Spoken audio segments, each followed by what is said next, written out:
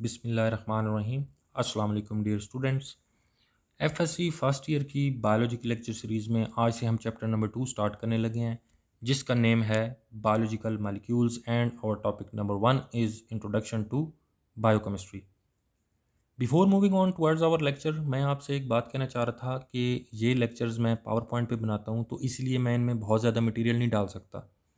इन lectures में जितना material होता है उससे आप टॉपिक तो समझ सकते हैं, डेफिनेशंस वगैरह भी गिवन होती हैं, लेकिन फिर भी डीप स्टडी के लिए एक्स्ट्रा मटेरियल चाहिए होता है।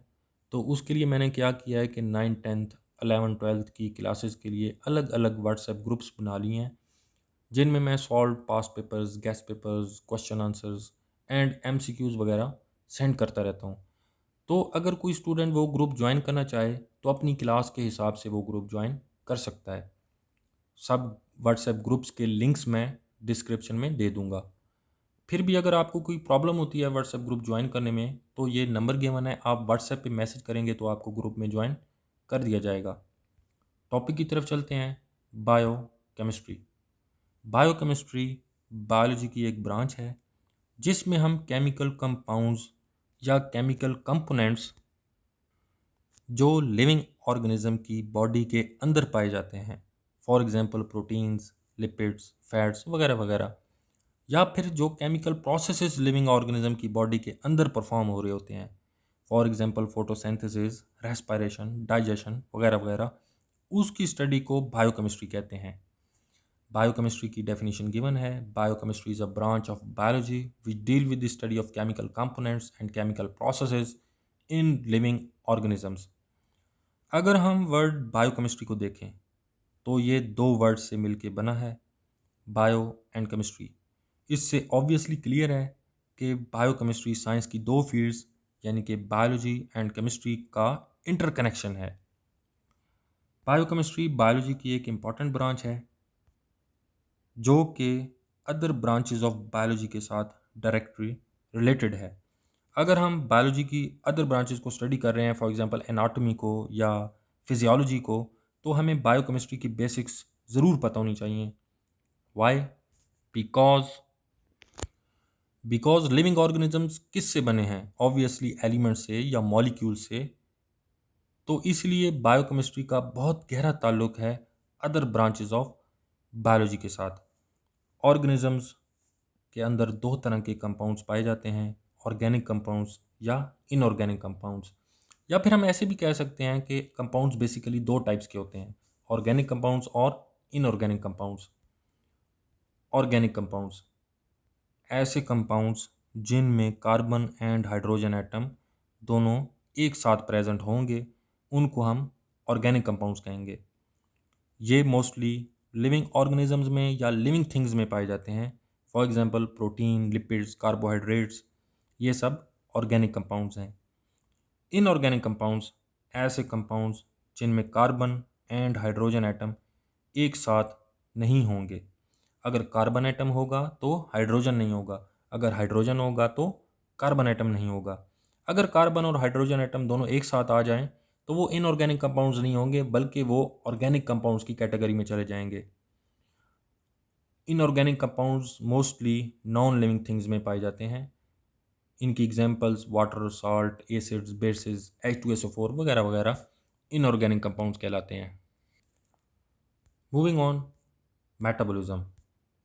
एक लिविंग ऑर्गेनिज्म का सर्वाइवल इस बात पे डिपेंड करता है कि वो किस हद तक बाहर से केमिकल सब्सटेंसेस को अपने अंदर लेकर जाने की सलाहियत रखता है, एंड देन उसे प्रोसेस करके ऐसे केमिकल्स बना सकता हो जो उसके लिए यूज़फुल होंगे, जो उसके लिए डेली की लाइफ एक्टिविटीज़ परफॉर्म करने के लिए उसके लिए इस्तेमाल कर सकेगा वो। अगर किसी ऑर्गेनिज्म में ये एबिलिटी होगी तो वो एनवायरनमेंट में सर्वाइव कर सकता है, अदरवाइज वो ऑर्गेनिज्म एनवायरनमेंट में सर्वाइव नहीं कर सकता। इसलिए लिविंग ऑर्गेनिजम्स कॉन्टीन्यूसली सब्सटेंसेस को अपने अंदर लेकर जा रहे होते हैं एंड उन सब्सटेंसेस को डिफरेंट मेथड से चेंज कर रहे होते हैं। इससे ऑर्गेनिजम्स के लिए एनर्जी भी बनती है एंड यूजफुल सेलुलर मटेरियल भी बनता है। ये सब केमिकल एक्टिविटीज़ या केमिकल रिएक्शंस कहलाते हैं। ये केमिकल रिएक्शंस आपस में हाईली ऑर्गेनाइज्ड होते हैं। इसका मतलब ये है कि ये केमिकल रिएक्शंस एक दूसरे के साथ कनेक्टेड होते हैं। एक प्रोसेस दूसरे प्रोसेस के बगैर कंप्लीट नहीं हो सकता। केमिकल रिएक्शंस या केमिकल प्रोसेसेस जो लिविंग ऑर्गेनिज्म की बॉडी में हो रहे होते हैं उनको कलेक्टिवली हम मेटाबॉलिज्म कहते हैं। मेटाबॉलिज्म की definition: the making and breaking of molecules during chemical reaction occurring in living bodies is called metabolism. Moving on, metabolism की दो टाइप्स होती हैं, कैटाबॉलिज्म एंड एनाबॉलिज्म। ये डायग्राम गिवन है, इसमें मेटाबॉलिज्म के प्रोसेस को समझने में आसानी होगी। ह्यूमन बीइंग क्या करते हैं? फूड खाते हैं। अब ये इन्वायरमेंट से अपने अंदर सब्सटेंसेस लेके जा रहे होते हैं। देन डाइजेशन का प्रोसेस होता है जिससे हीट रिलीज होती है एंड एटीपी हासिल होता है। ATP adenosine triphosphate. अब ये एटीपी फर्दर डिवाइड होता है सब्सटेंसेस में, सिंपलर सब्सटेंसेस में, कार्बोहाइड्रेट, फैट्स, जो कि लिविंग ऑर्गेनिज्म अपनी एक्टिविटीज़ के लिए यूज़ करते हैं एंड हीट रिलीज होती है। अब ये सारा प्रोसेस था कि लिविंग ऑर्गेनिज्म अपने अंदर सब्सटेंसेस इन्वायरमेंट से अपने अंदर लेके जा रहे हैं। ह्यूमन बीइंग इन्वायरमेंट से अपने अंदर सब्सटेंसेस लेके जा रहा है। इसी तरह ह्यूमन बीइंग इन्वायरमेंट अपने अंदर से सब्सटेंसेस बाहर भी एक्सक्रीट करता है। फॉर एग्जांपल कार्बन डाइऑक्साइड या वेस्ट वाटर जो है वो भी बाहर निकालता है। इस सारे प्रोसेस को मेटाबॉलिज्म कहते हैं। Then catabolism. कैटाबॉलिज्म मेटाबॉलिज्म की टाइप है जिसमें कम्प्लेक्स मॉलिक्यूल्स ब्रेक डाउन होकर सिंपलर सब्सटेंसेस में चेंज होते हैं। कैटाबॉलिज्म के प्रोसेस में एनर्जी रिलीज होती है, हमें एनर्जी हासिल होती है।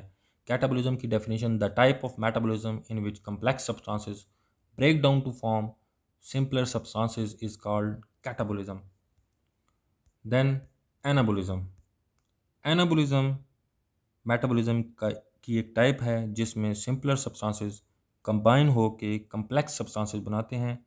एनाबॉलिज्म के प्रोसेस में एनर्जी चाहिए होती है, हमें एनर्जी प्रोवाइड करनी पड़ती है, या फिर हम ऐसे भी कह सकते हैं कि इस प्रोसेस में एनर्जी एब्जॉर्ब होती है।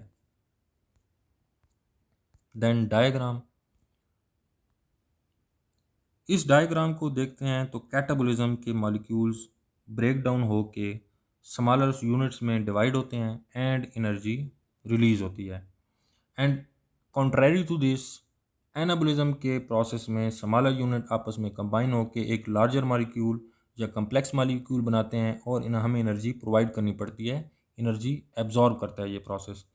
कैटाबॉलिज्म एंड एनाबॉलिज्म की फर्दर डेफिनेशन गिवन है, ये थोड़ी सी मुश्किल है, अगर कोई इंटरेस्ट के लिए तैयार करना चाहे तो ये डेफिनेशन याद कर सकता है।